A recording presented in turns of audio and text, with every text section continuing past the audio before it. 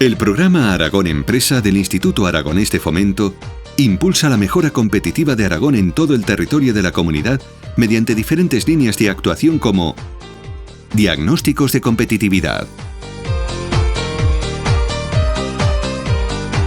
formación y consultoría, Premio Pilot a la Excelencia Logística, Premio a la Excelencia Empresarial en Aragón, Premio Aragón Empresa Huesca y Teruel. Sello de Excelencia Aragón Empresa, 39 empresas fundadoras que tiene por objeto reconocer y valorar aquellas empresas que demuestren un alto nivel de compromiso con la excelencia. Asimismo, el programa Aragón Empresa ha organizado foros y congresos con la participación de 28.000 asistentes y 360 ponentes de 18 países.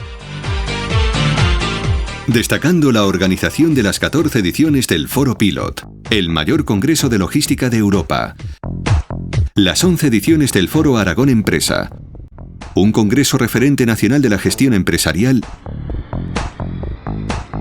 y el FEINE, primer foro europeo de la industria y emprendimiento.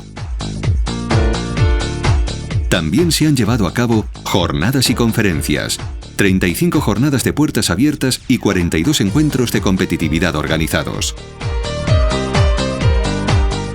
Línea Franquicias. Impulsamos el desarrollo y creación de empresas franquiciadoras en Aragón. Más de 120 empresas participantes y 25 franquicias creadas. Formación y consultoría, 8 áreas de gestión empresarial. Empresa Plus, plan de cooperación empresarial en Aragón. 250 empresas han apostado por la cooperación como forma de impulsar su competitividad y se han puesto en marcha 46 proyectos. Línea Medio Ambiente, con 104 empresas que han mejorado su gestión medioambiental. Línea E-Commerce, 183 empresas han progresado en su comercio electrónico. Comunicación 2.0. Aragón Empresa interactúa con miles de usuarios.